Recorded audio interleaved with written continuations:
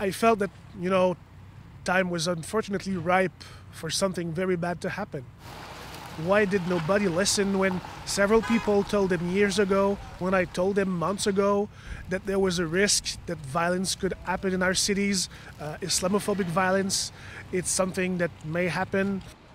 I'm the founder of the Fédération des Québécois de souche, and I'm a former neo-Nazi skinhead. I, kind of helped this movement emerge out of the crise des accommodements raisonnables and out of the Commission Bouchard-Taylor, and then the Parti québécois with its charter that just polarized society even more. I may be wrong here, but there's this big alt-right movement on pages such as 4chan, but other places as well, and on Facebook also. But I believe that he underwent right-wing radicalization on the internet. And at some point, I guess he just snapped. When I was active in the extreme right, I was much younger, but I also was a brilliant student in high school. I had very few friends.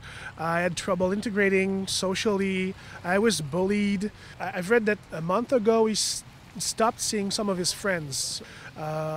That's one of the clues that somebody could have picked to recognize what was going on with him. The Center for Prevention of Radicalization has several tools on its website that may help people recognize behaviors that are associated with radicalization. Of course, it is not a checklist, but the barometer is a pretty good tool, so you can recognize these behaviors, and then you can call the center to ask for help. So it could have been preventable if people were more informed about radicalization.